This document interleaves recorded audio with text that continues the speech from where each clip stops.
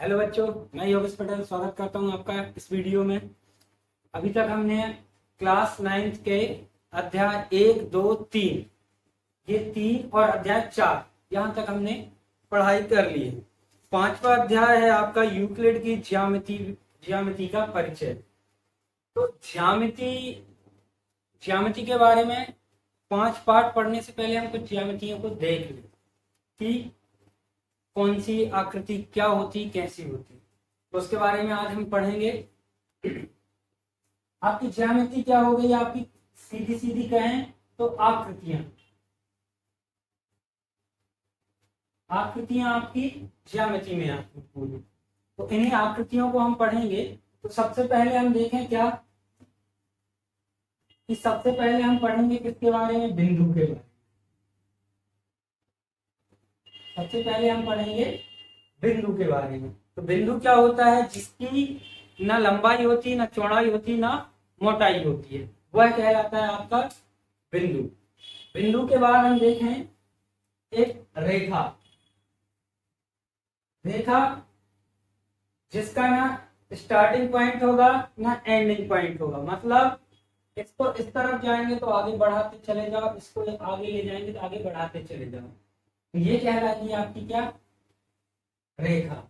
अब रेखा के बाद हम पढ़ेंगे क्या, रेखा खंड।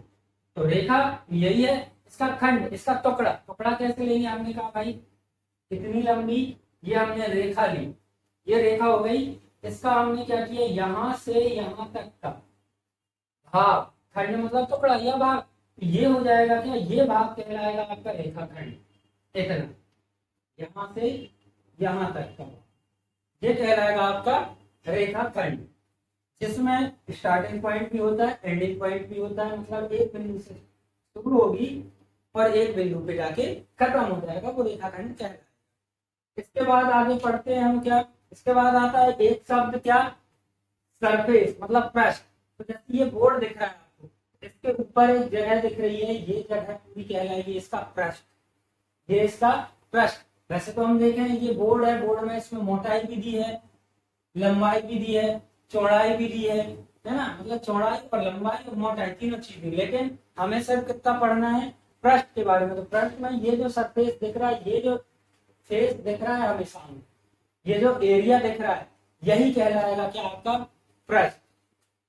इसके बाद हम पढ़ेंगे कुछ बंद आकृतियों के बारे में। 2 प्रकार की आकृतियां होती हैं, क्या होती है, एक बंद आकृति होती है, खुली आकृति। इन आकृतियों के बाद हम देखेंगे क्या, एक आकृति है किरण। किरण एक बिंदु से शुरू होगी और खत्म नहीं होगी। जैसे सूर्य के प्रकाश की किरण सूर्य से निकलती है, लेकिन जब तक कोई वस्तु या कोई चीज उसके सामने ना आए तो वो जाती है। भाई अपने 9 ग्रह हैं, पहले, दूसरे, तीसरे, चौथे, ऐसे उनसे ना टकराए तो वो जाती जाएगी, लास्ट में प्लूटो तक जाती है और आगे भी जाती है। तो ऐसे ये क्या होगी, किरण एक स्टार्टिंग पॉइंट रहेगा लेकिन एंडिंग पॉइंट इसका नहीं होता। अब किरण के बाद हम पढ़ेंगे क्या,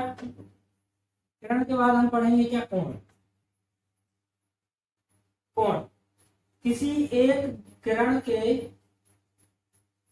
हो गई, इससे कोई भी गोली माप, जैसे ये मान ली वृत्ताकार में है ना, तो ये जो दूरी हमें दर्शानी है, ये कितनी दूर पे, अब यहाँ पे कम है, यहाँ ज्यादा, यहाँ बहुत ज्यादा दूर है। इसको गोली माप नापेंगे, कोणी माप मापने के लिए जो आकृति बनेगी ये कहलाएगी कोण। ये बनेगी किससे, 2 किरणों से बनेगी। और कोण कितने प्रकार के होते हैं अपन देखते हैं। कोण पहला हमने कहा क्या, न्यून कोण क्या हो गया आपका, 0 से बड़ा और 90 अंश से छोटा। ठीक है। दूसरा हो गया क्या आपका, समकोण क्या हो गया, सिर्फ सीधा 90 अंश का होता है। इसके बाद तीसरा हो गया क्या आपका, अधिक कोण हो गया आपका 90 अंश से बड़ा रहेगा और 180 अंश से छोटा रहेगा। इसके बाद चौथा आता है आपका क्या, सरल कोण या रेखीय कोण, या फिर इसको बोलेंगे क्या, ऋजु कोण। इन तीनों की माप, ये तीनों एक ही चीज के नाम, जैसे मान के चलो अपन कहें कि एक कोई भैया है, उनका नाम है स्कूल में राजेश, घर पे हो गया गट्टू, बाहर किसी दोस्तों के बीच में हो गया पिट्टू, तो ऐसे ही इनके नाम है। ठीक है, इनकी माप होती है 180। ठीक है, इसके बाद आता है पांचवा,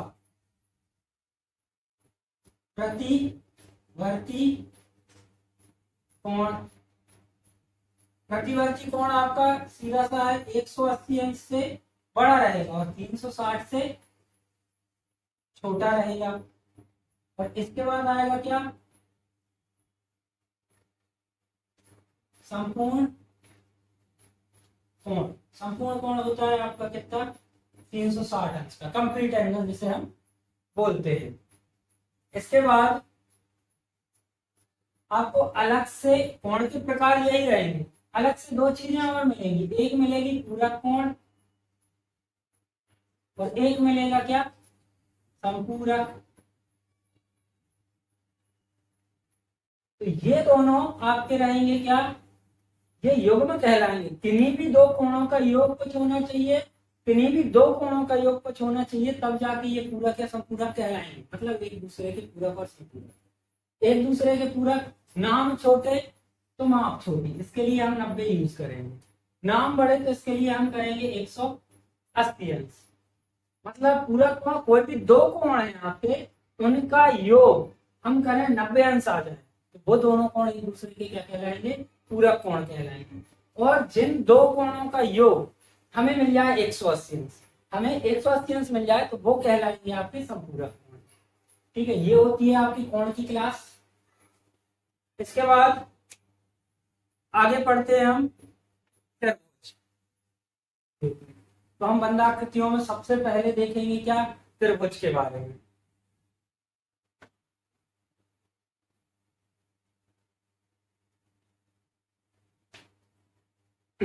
तो त्रिभुज, त्रिभुज जैसा नाम है त्रिभुज, त्रि मतलब तीन भुजाएं होनी चाहिए, ऐसी आकृति क्या कहलाएगी, त्रिभुज।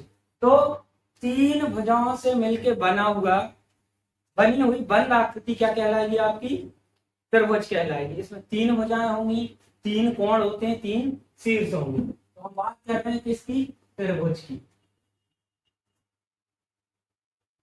त्रिभुज, तो त्रिभुज में क्या हो गया, कोई भी तीन भुजाओं से मिलकर बनने वाली आकृति, एक भुजा, दूसरी भुजा, तीसरी भुजा, इन्हीं भुजाओं को हम क्या बोल सकते हैं, किनारे भी बोल सकते हैं। अब इसमें हमें एक, दो, तीन ये कोण देखने को मिलेंगे। तो ये तीन कोण हो गए, तीन भुजाएं हो गई, तीन कोण हो गए। शीर्ष भी, जहां पे दो रेखाएं साथ में मिलती हैं उसे शीर्ष कहते हैं। तो एक, दो, तीन, त्रिभुज में तीन शीर्ष, तीन भुजाएं और तीन कोण होते हैं। त्रिभुज में, त्रिभुज का हम बंटवारा करें, वर्गीकरण, वर्गीकरण करेंगे तो वर्गीकरण दो हिसाब से होगा। एक हो जाएगा क्या, भुजाओं के आधार पर। भुजाओं के आधार पर क्या होता है, पहला विषम बाहु त्रिभुज, दूसरा हो जाएगा आपका क्या, सम द्विबाहु त्रिभुज, तीसरा हो जाएगा आपका क्या, सम बाहु त्रिभुज। भुजाओं के आधार पर हम तीन भागों में बांटेंगे इनको, तीन प्रकार से देखेंगे, विषम बाहु, समद्विबाहु और समबाहु त्रिभुज। तो इनको अगर देखें तो विषम बाहु ऐसा त्रिभुज जिसकी तीनों भुजाएं समान ना हो, अलग अलग माप की हो। जैसे हमने कह दिया ये 6 सेंटीमीटर की, ये 4 सेंटीमीटर की, ये 5 सेंटीमीटर, तीनों भुजाएं अलग अलग माप की है, मतलब ये विषम बाहु त्रिभुज हो गया। इसके बाद समद्विबाहु, हम बोले समद्विबाहु में क्या होगा, समान दो भुजाएं। सम का मतलब क्या हो गया, समान, और द्वि मतलब दो। इसकी हम कहें ये 6 सेंटीमीटर की, ये भी 6 सेंटीमीटर की, ये 4 सेंटीमीटर। तो ये और ये दो भुजाएं समान है। तो ये कहलाएगा आपका समद्विबाहु। अच्छा, एक चीज और है जो आगे जरूरत पड़ेगी, समद्विबाहु त्रिभुज में हमेशा जो बराबर भुजाएं हैं उनके सामने वाले कोण, ये दोनों कोण, ये वाला और ये वाला, ये दोनों कोण बराबर होंगे, जितने भी होंगे ये बराबर होंगे। इसके बाद चलते हैं हम क्या, समबाहु त्रिभुज। समबाहु मतलब समान भुजाओं वाला, मतलब तीनों भुजाएं कैसी होनी चाहिए, बराबर होनी चाहिए। ये हमने बनाया एक त्रिभुज जिसमें ये हमने 5 सेंटीमीटर की ले ली, ये भी 5 सेंटीमीटर की, ये भी 5 सेंटीमीटर, या जो भी सेंटीमीटर की लें, तीनों भुजाएं बराबर बराबर रहेंगी, ये और ये तीनों भुजाएं बराबर होंगी, वो समबाहु त्रिभुज कहलाएगा। इसकी क्वालिटी क्या रहेगी, इसमें तीनों कोण, पहली चीज तो बराबर होंगे, ये तीनों कोण बराबर होंगे, और समबाहु त्रिभुज में तीनों कोण 60 अंश के होते हैं, 60 अंश के होते हैं। ठीक है, इसके बाद हम पढ़ेंगे, भुजाओं के आधार पर पढ़े हमने एक त्रिभुज, इसके बाद हम पढ़ेंगे क्या, कोणों के आधार पर। कोणों के आधार पर भी 3 प्रकार के त्रिभुज होते हैं। तो पहला हो गया क्या, न्यून कोण त्रिभुज, दूसरा हो गया क्या, समकोण त्रिभुज, तीसरा हो गया क्या, अधिक कोण त्रिभुज। ये होते हैं। तो ये जो हमने पहला देखा, जैसे विषमबाहु या कोई भी त्रिभुज है, इसमें हम भुजाओं की माप नहीं ले रहे हैं, लेकिन तीनों कोण, अगर तीनों कोण न्यून कोण होंगे तो वो कहलाएगा क्या, न्यून कोण त्रिभुज। इसके बाद समकोण की बात करें तो इसमें क्या रहेगा, समकोण में एक कोण समकोण हो जाए, बाकी दो तो न्यून कोण रहेंगे, लेकिन एक कोण समकोण हो जाए 90 अंश, तो ये कहलाएगा आपका समकोण त्रिभुज। इसके बाद अधिक कोण त्रिभुज क्या कहलाएगा, कोई भी एक कोण, हमारा कोई भी एक कोण अधिक कोण हो जाए तो वो क्या कहलाएगा, आपका अधिक कोण त्रिभुज कहलाएगा। ऐसा होता है हमारा त्रिभुज। त्रिभुज की एक और खास बात है कि त्रिभुज के जो है ना 3 कोण होते हैं, तीनों कोणों का योग हमेशा 180 अंश होता है। तीनों कोणों का योग हमेशा हमें क्या मिलेगा, 180 अंश मिलेगा। अब आगे देखेंगे हम कुछ आकृतियों में हमने त्रिभुज के बारे में पढ़ लिया है। ये हो गया आपका क्या, त्रिभुज, इसमें 3 भुजाएं, 3 कोण है ना, और 3 शीर्ष होते हैं, इसके बारे में हमने अच्छे से जाना है। और इसके बाद हम पढ़ेंगे क्या, चतुर्भुज। चतुर्भुज में 4 भुजाएं होती हैं, 4 कोण होते हैं। चतुर्भुज के कई प्रकार होते हैं, जिनमें से हम एक चीज बता दे रहे हैं, अगर ये 4 भुजाएं, चारों भुजाओं की माप अगर बराबर है तो ये कहलाएगा वर्ग। लेकिन एक और समस्या है, एक ये हो गया क्या, वर्ग, और एक हो गया क्या, समचतुर्भुज।